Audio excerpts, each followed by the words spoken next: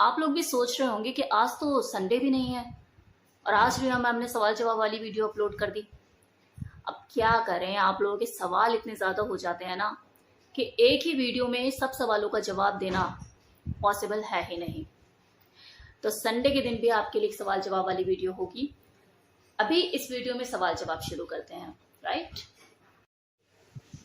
अब किसी ने क्वेश्चन किया है कि मैम जब भी मैं अपनी वाइफ के साथ रिलेशनशिप बनाता हूँ, फिजिकली इंटीमेट होता हूँ, तो मेरे पेनिस में इरेक्शन होता है, लेकिन अगर मैं किसी दूसरी फीमेल के साथ फिजिकल होने की कोशिश करता हूँ तो मेरा पेनिस जो है वो खड़ा ही नहीं हो पाता है। सॉल्यूशन बताइए। तो ये तो आपकी वाइफ के लिए गुड न्यूज है कि आप चीटिंग वाला गेम ही नहीं खेल पाओगे उसके साथ। एनीवे देखो, सॉल्यूशन की बात कर रहे हैं ये। अब अगर मैं यहाँ पे सॉल्यूशन देने बैठूंगी ना तो लोग बोलेंगे कि यार रिया मैम तो बिगाड़ रही है, जबकि बिगड़े हुए तो पहले से ही है। ये मुझे बताकर थोड़ी ना गए थे जब उस दूसरी फीमेल के पास गए थे। अब बोल रहे हैं कि मुझे मुंह की खानी पड़ी। ये भी लिखा है इन्होंने कमेंट बॉक्स में कि मुझे मुंह की खानी पड़ती है और 2 बार मैं प्रैक्टिकल कर चुका हूँ लेकिन मेरा पेनिस खड़ा नहीं हो पाता। सॉल्यूशन बताइए। तो बता दो इन्हें सॉल्यूशन, क्या कहते हैं आप लोग।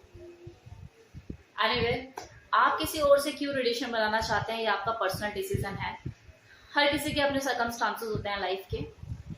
तो अब आगे बात करते हैं कि इसका सॉल्यूशन क्या है कि आपका पेनिस जो है वो किसी दूसरी फीमेल के सामने खड़ा क्यों नहीं हो पाता है। तो देखो, इसके पीछे बहुत से रीजन हो सकते हैं। फर्स्ट, कि हो सकता है शादी से पहले आप कभी किसी फीमेल के साथ इंटीमेट हुए ही ना हो, आपने कभी एक्सपीरियंस किया ही नहीं है, और आपकी जो वाइफ है वो फर्स्ट आपकी जिंदगी में वो फीमेल है जिसके साथ आप इंटीमेट हुए हो, राइट। ये एक रीजन हो सकता है कि आपको एक हल्का सा डर है अंदर ही अंदर कि आप जो कर रहे हैं वो सही कर भी रहे हैं या नहीं। एक हल्का सा नर्वसनेस है आपके अंदर, जिसकी वजह से जब भी आप उस फीमेल के पास जाते हो जो दूसरी फीमेल है, आपके दिमाग में ये घूमने लग जाता है कि मैं सही कर रहा हूं या नहीं। You are doing only for the change. एक नया एक्सपीरियंस आप देखना चाहते हो, करना चाहते हो, उस वजह से ये चीज कर रहे हो।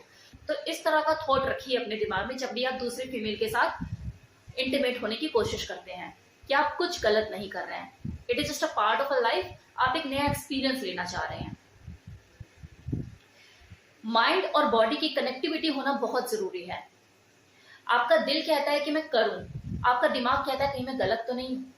रिलैक्स मोड में रहिए, शांत मन से रहिए, तब आप चीजों को परफॉर्म कीजिए। होगा इरेक्ट पेनिस, टेंशन मत लीजिए।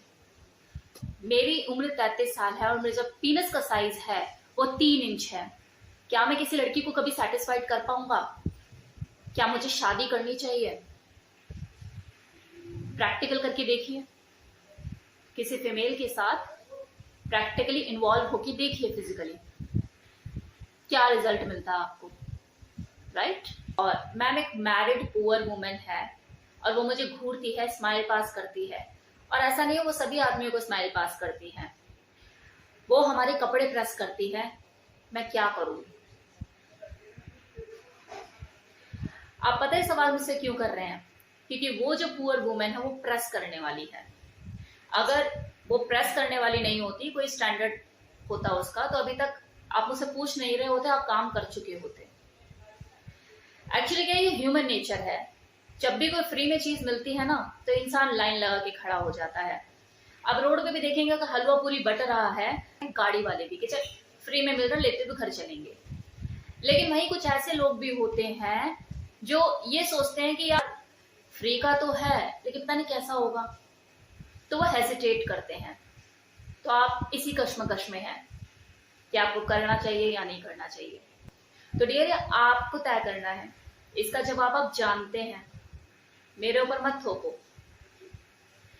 या मेरे मुंह से सुनना है, या फ्री में मिल रहा है तो कुछ भी खा लोगे उठा के। आपकी चॉइस है, अगर मन करता है तो कीजिए, नहीं करता छोड़िए। नेक्स्ट सवाल। हेलो मैम, अगर मैं रोज सेक्स करता हूँ अपनी वाइफ के साथ तो उसे कोई दिक्कत तो नहीं आएगी? मेरी वाइफ प्रेग्नेंट है। कुछ दिन के लिए उपवास कर लोगे तो डेफिनेटली कोई दिक्कत नहीं आएगी। एनीवे, इसके लिए आप डॉक्टर से कंसल्ट कीजिए। वो आपकी वाइफ का चेकअप निकालेगी, देखेगी, फिर आपको बताएगी उसकी फिजिकल कंडीशन क्या है। वैसे रोज करना इस सिचुएशन में कोई समझदारी नहीं है। मैम मेरी जो वाइफ है वो किसी और आदमी से फिजिकल रिलेशनशिप में है और मैं उसे कितनी बार मना कर चुका हूं लेकिन वो मानती नहीं है, क्या करूं? एक्सेप्ट द ट्रुथ, ये करो।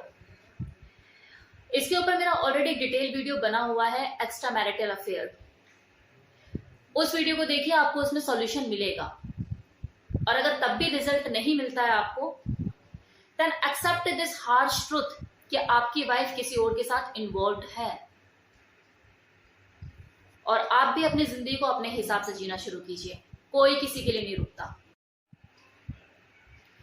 Ma'am what to do if married man attracted toward a married maid? इस अट्रैक्शन को कैसे खत्म करूं? तो जो आपकी नौकरानी है, अगर वो इतनी अट्रैक्टिव है, उसे काम से निकाल दो और किसी दूसरी काम वाली को रखो जो ज्यादा अट्रैक्टिव ना हो, कम से कम आपकी वाइफ से ज्यादा अट्रैक्टिव ना हो। अट्रैक्शन नहीं होगा। मैम आपको शर्म नहीं आती, आप इस तरह की वीडियो बनाती हैं? बिल्कुल नहीं आती। आपको आती है? मत देखिए। मैम मेरी जो वाइफ है वो बिल्कुल आइस की तरह ठंडी है, क्या करूं?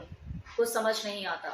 मैं कहीं और मुंह नहीं मारना चाहता, लेकिन मेरी वाइफ जो है वो बर्फ की तरह पड़ी रहती है। मुझे डर लगता है कि ऐसा ही चलता रहा तो आगे जाके कोई दिक्कत ना हो जाए।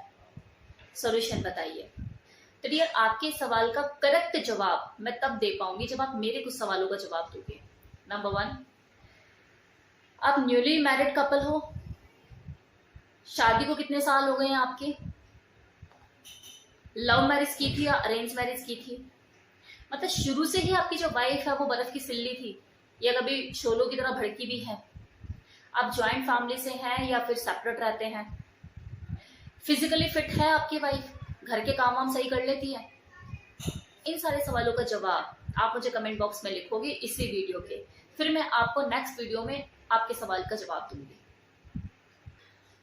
अगला सवाल, it's true that people are boring with fake serial and myth movies and it's decreasing and reality shows, adult web series are preferred and increase day by day?